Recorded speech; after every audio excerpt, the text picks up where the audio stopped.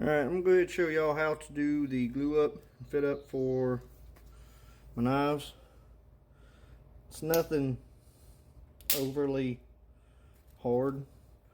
All you got to do is get the 2-part epoxy, but whenever you mix it, you can't just stir it, you got to fold it back in on itself just so it will mix well.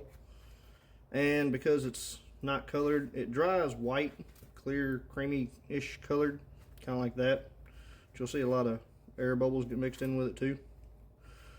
But I'll take some of the wood shavings from it and mix in there as well.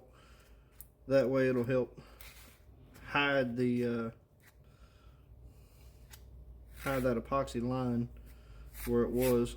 You don't want a whole shitload of it in there, but enough to just give it a little bit of color. It's more silver. I just don't like that white glue look on the to stand out against my handle and the knife. But after you get done with all your sanding on the inside of the handle, you'll see it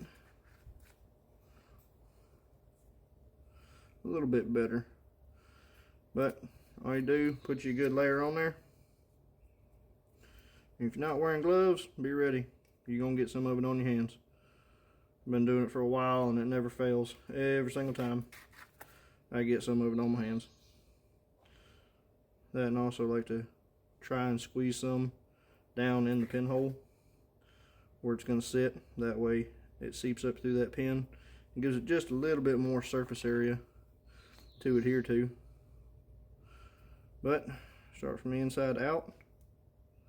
That way you can work some of that glue in there. Not worried about the excess that comes off with it. But there we go, glue on the hand. We'll come back. Got the handle taped up too. There's one. Make sure your pins are pushed all the way through. We can come back and pin those later, or peen the pins later. That way they mushroom out and grab just a little bit better on the outside of the scales. The last thing you want somebody to be using your knife and the handle scale fall off. That would, oh God, that'd be sick. I don't know how to feel about that. Well, I'd hate it. I'd crawl in the hole and die. That's just, I got too much pride in it. But just spread your good layer on there. And I can feel this one already starting to set up and get thick, which is what we want. You don't want it to you don't want it to take forever to cure, but like I said, sometimes you don't really get a choice in the matter. It's going to do its own thing. But being as I know where these holes are, it's kind of easy to find it. And from there, give it a light squeeze. Get all the glue off your hands. God, I hate epoxy, but it's nice to have. And I found these little pressure clamps work wonders when it comes to fitting up knife handles. Don't squeeze the hell out of it neither. Get them all on there first. Just give it a light little love tap. And you want as much surface area pressure as you can get on it. And from there, you can come back and you can squeeze dog shit out of it however much you want to. I don't really want to, just because I know that epoxy is going to hold it. But you want it.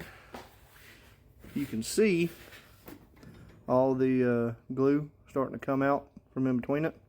It's not going to be a problem. We can file and sand that off later. But there you are. That's all you got to do to it. We'll let this sit for probably 12 hours. I'll let it sit till tomorrow morning whenever I get back out in the shop, and then we'll pop those clamps off and go on about our day.